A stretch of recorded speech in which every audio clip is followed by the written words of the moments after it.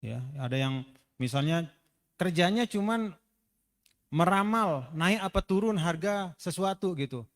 Kalau pencet naik tiba-tiba turun rugi. Kalau pencet naik tiba-tiba beneran naik dapat uang. Itu kan judi sebenarnya.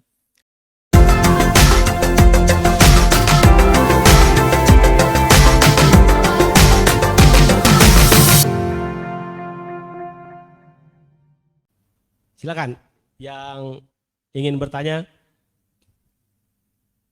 Ya, Ibu Asmaul Husna ya. Beliau Dr. Asmaul Husna, Dekan Fakultas Ekonomi Umrah. Silakan Ibu. Baik, terima kasih moderator. Bismillahirrahmanirrahim. Assalamualaikum warahmatullahi wabarakatuh. Yang terhormat Bapak TGB, Tuan Guru Bajang, saya selalu ngikutin di Facebooknya, makanya saya paham sekali. Ya, jadi hari ini bisa ketemu, alhamdulillah. Mungkin tidak terlalu banyak, tapi memang agak ada yang mengganjal lah berarti. Pertama, saya mungkin sampaikan dulu, insya Allah Fakultas Ekonomi akan segera membuka ilmu ekonomi dan salah satu konsentrasinya adalah ekonomi syariah gitu. Jadi karena menurut kita ini sangat menarik ekonomi syariah. Jadi mohon doanya mudah-mudahan segera bisa kami realisasikan. Nah, pertanyaan saya adalah tadi kan Bapak sampaikan bahwa di Madinah Rasulullah ketika membangun pasar di Madinah itu kan artinya sudah jelas bahwasanya ekonomi syariah itu memiliki nilai-nilai yang luar biasa ininya, sehingga tergeruslah beberapa pasar Yahudi gitu.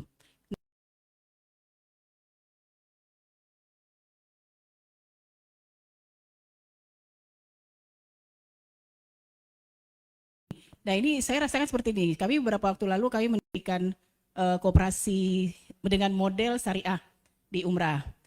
Jadi salah satu bentuk kita adalah ketika anggota pinjam, kita tidak membebankan bunga atau apalah pokoknya. Jadi kalau pinjam 1 juta, ya 1 juta lah yang harus mereka bayar. Hanya saja pertama kami kewalahan ketika kami harus memodali ini, itu pertama. Kedua, ketika misalkan anggota yang pinjam itu terlambat membayar, karena kan kalau koperasi kan ini adalah modalnya anggota, sehingga tidak mengatakan ini, maksud saya itu berat sekali untuk untuk menjalankan syariah agar kita ekonomi itu bisa bergerak gitu. Jadi mungkin ada trik-trik tertentu sehingga ekonomi syariah ini yang seperti, ya jujur aja saya tertarik sekali kan yang waktu Rasulullah sampai seperti itu, sampai ekonomi Yahudi sampai tergerus itu kan berarti punya nilai-nilai luar biasa gitu. Kira-kira ada trik nggak Pak, gimana caranya agar mungkin kaminya yang kurang paham bahwa syariah itu sebenarnya tidak segitu-gitu kali gitu. Mungkin ada trik ini. Saya itu coba, terima kasih. Assalamualaikum warahmatullahi wabarakatuh. Tuan Guru mau langsung merespon? Terima kasih Bu Dr. Asmaul Husna. Jadi Al-Qardul Hasan itu sebenarnya kan bagian kecil dari ekonomi syariah. Dan itu bagian yang memang tidak boleh ada eksploitasi. Karena konsep meminjam itu dalam istilah kita kan Al-Qardul Hasan. Ya. Hasan itu artinya pinjaman yang baik. Nah, itu memang untuk orang-orang yang membutuhkan. Ya, orang-orang yang kesulitan. Tapi itu sebenarnya bagian kecil ya. Karena kalau kita lihat pasar yang dibangun oleh Rasul, itu lebih kepada aktivitas produktif. Jadi upaya misalnya ya, membangun kapasitas ekonomi dengan mudorobah, dengan murabahah. Ya, jadi aktivitas-aktivitas yang memang bisa menciptakan nilai tambah. Dan itu yang didahulukan oleh Rasul SAW. Kalau urusan pribadi pinjam meminjam sebenarnya, ya, itu lebih diserahkan kepada al-wazi'ud dini gitu. Ini sekarang saudaramu yang perlu. Siapa tahu kamu bulan depan kamu yang kayak begini gitu. Jadi sekarang kamu bisa bantulah. Jadi lebih kepada dorongan yang dibangun itu kesadaran moral. Dorongan untuk bisa membantu karena itu bagian dari kita. Dan apa yang menimpa dia saat ini bisa jadi menimpa kita. Sehingga ketika kita tertimpa, kita juga berharap ada yang mau bantu kita. Kira-kira gitu Bu. Untuk terkait dengan pinjam meminjam ya untuk individu. Karena itu kalau dalam ekonomi atau pasar Madinah yang saya baca, itu ya memang lebih banyak kepada proses-proses produktif ya.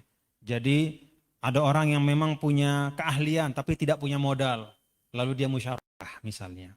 Lalu dia bekerja sama ya dengan pengaturan yang diatur bersama. Ya, tanpa yang punya modal itu misalnya mendiktekan harus kayak begini-begini, tapi berdasarkan kesepakatan, keadilan. Jadi lebih kepada memang aktivitas yang produktif, yang menciptakan nilai tambah dan berdampak sosial gitu. Itu yang membuat kemudian pasar Madinah itu besar, dan pasar ribawi ya, yang memang sangat eksploitatif yang dibangun oleh Yahudi itu akhirnya ditinggalkan orang gitu. Tidak ada yang merobohkan dia, Bu.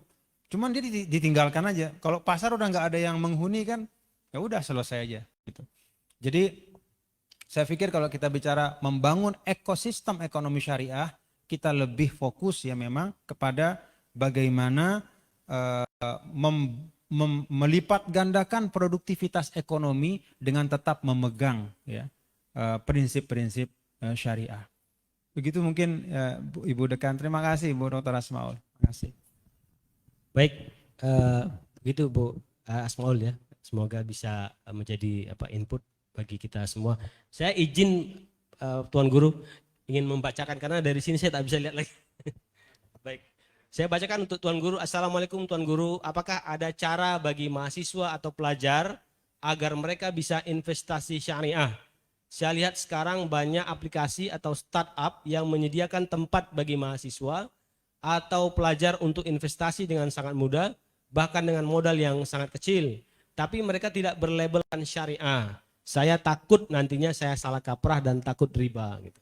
Jadi panduan ini Tuan Guru untuk mahasiswa. Maklum hari ini kan sekarang lagi viral ya. Viral zamannya investasi, zamannya trading ya, mohon maaf Tuan Guru, trading yang artinya berdagang sekarang bisa berubah jadi judi. Ya, binomo yang diributin itu. Jadi kasihan nanti banyak sekali korbannya kan. Jangan sampai mahasiswa-mahasiswa kita tergiur kan tanpa ada literasi yang cukup jelas untuk membantu mereka mengambil keputusan. Terima kasih. Kalau judulnya adalah saya ingin berinvestasi, artinya kan kita punya uangnya gitu ya. Jadi kita ini punya uangnya. Kemana kita taruh uang kita? Kalau menggunakan hadis ada 4 pertanyaan di hari kiamat itu kan ya. Khusus untuk masalah uang itu ada 2 pertanyaan. Kalau yang lain-lain itu cuma 1 yang ditanyakan kan. Masa muda habisin di mana kan begitu ya.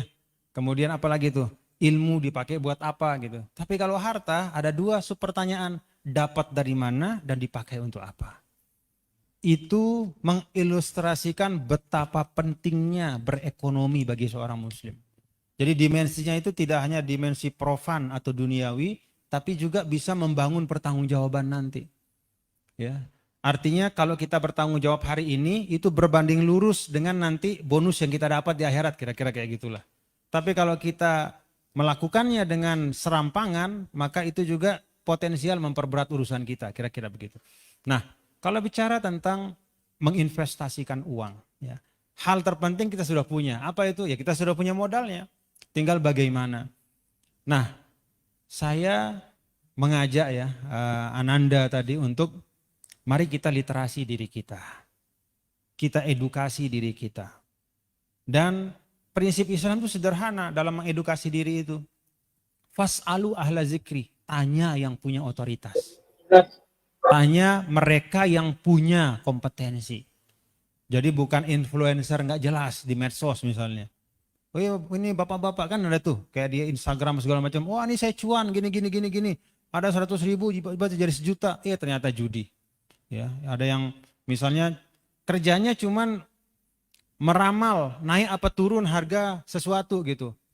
Kalau pencet naik tiba-tiba turun rugi. Kalau pencet naik tiba-tiba beneran naik dapat uang. Itu kan judi sebenarnya.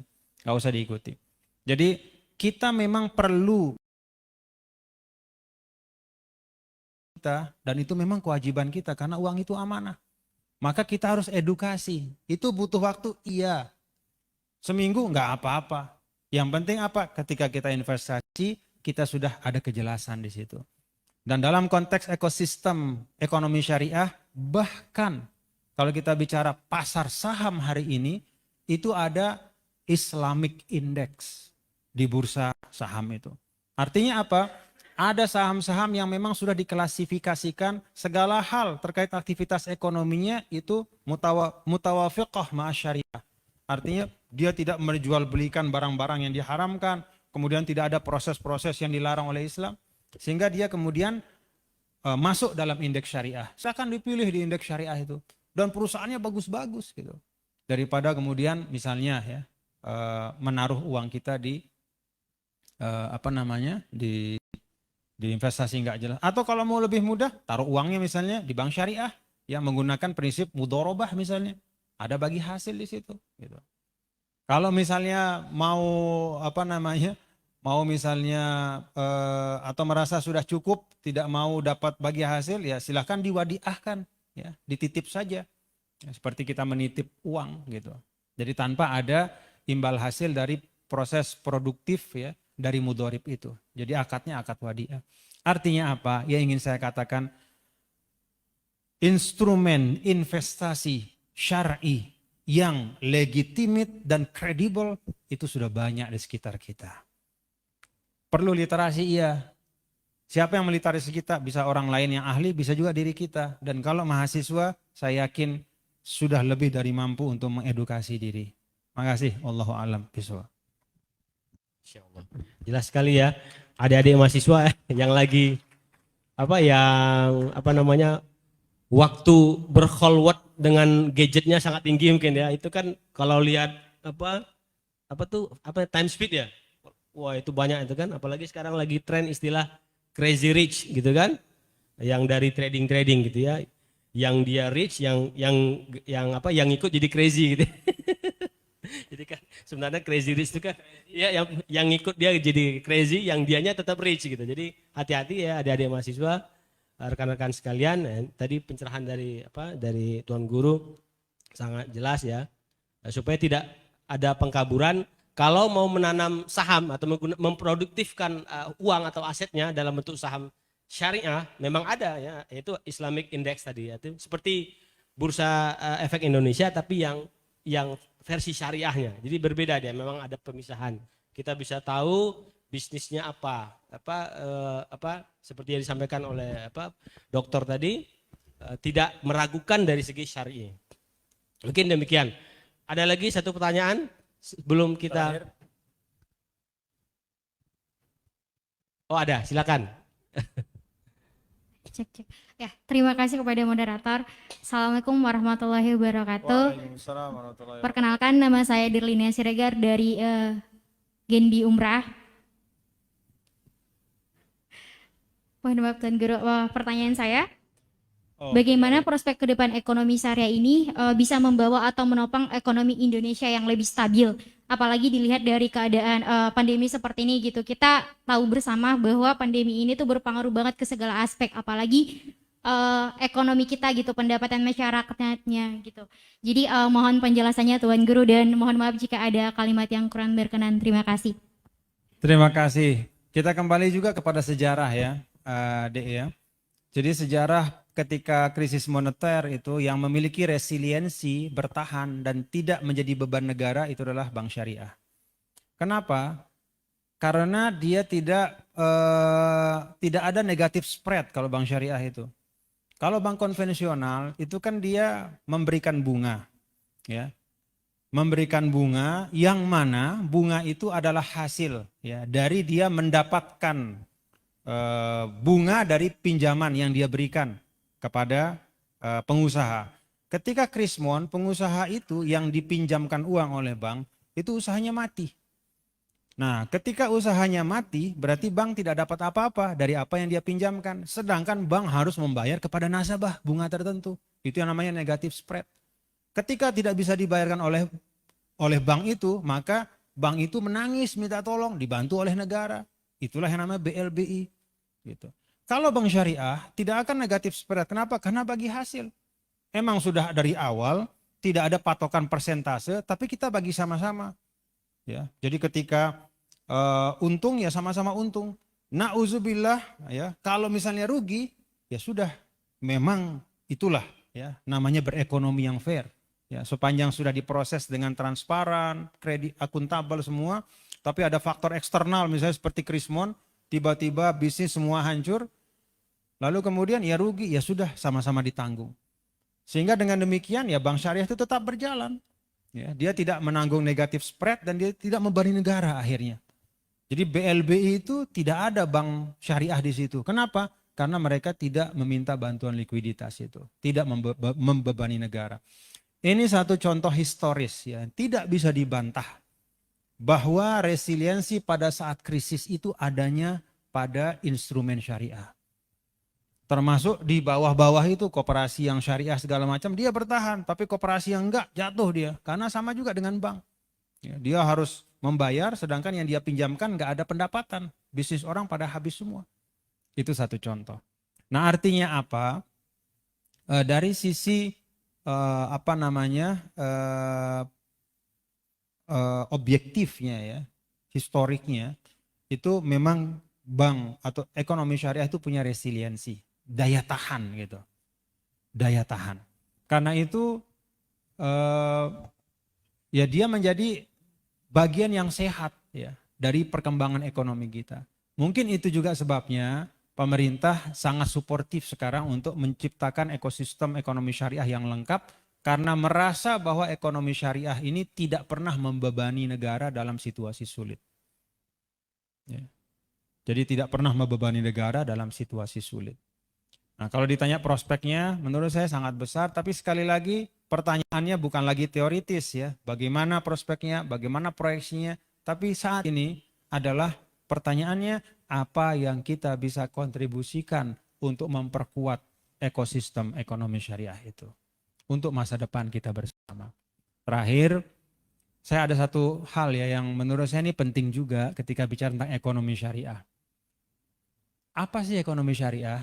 Saya singgung values. Sebenarnya umrah ya, umrah ini dalam pandangan saya.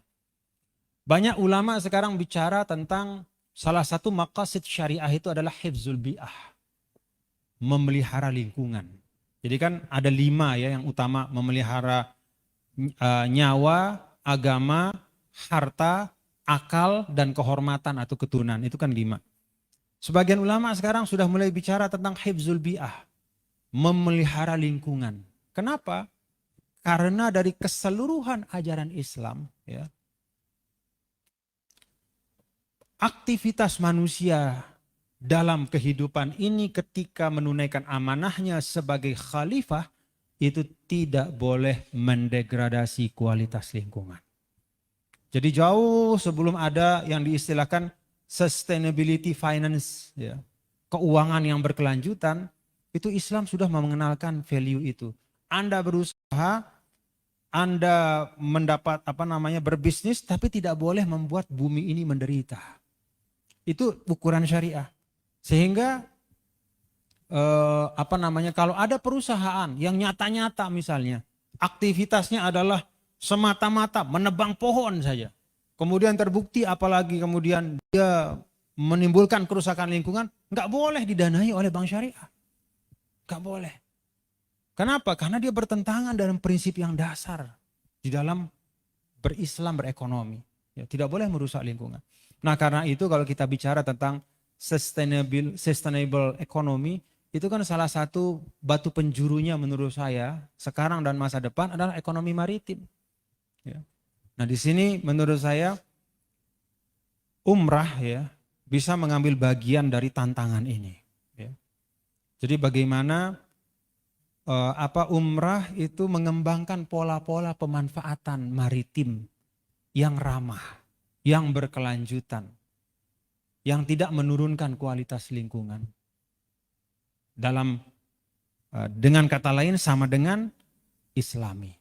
Jadi kalau kita bicara Islami itu bukan pakai peci, bukan pakai sarung, ya, tapi yaitu value itu.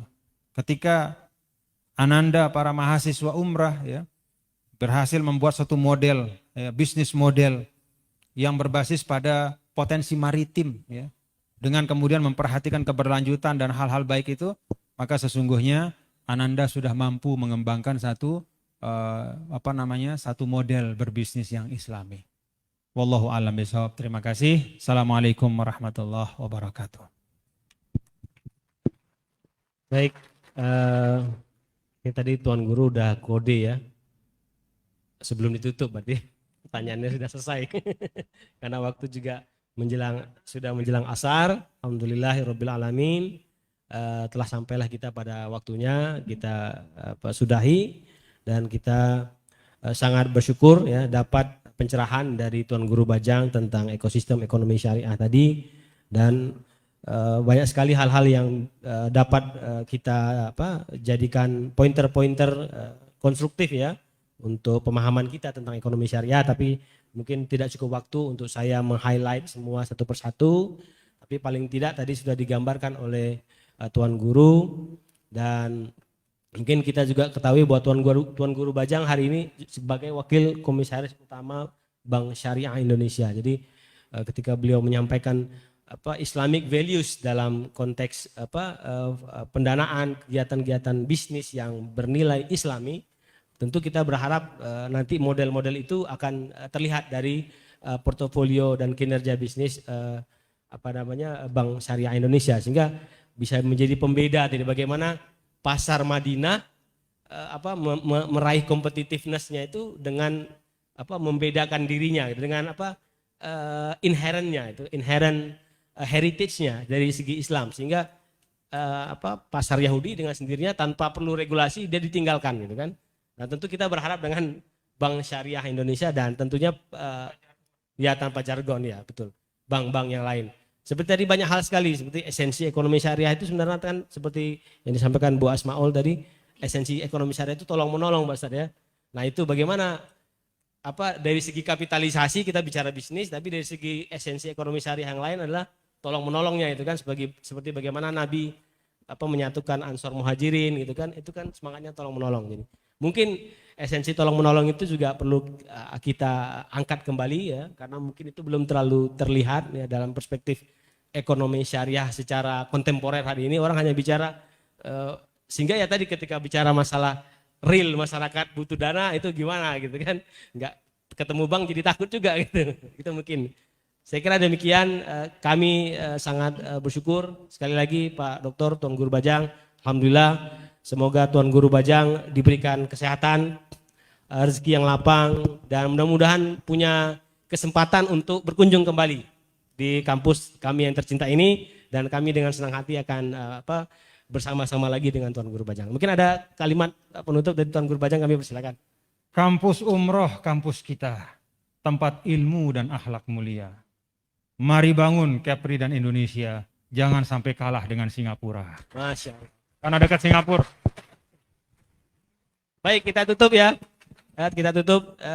Barakallahu fikum, billahi taufiq wal hidayah. Wassalamualaikum warahmatullahi wabarakatuh. Saya serahkan kembali kepada moderator. Silakan. Assalamualaikum.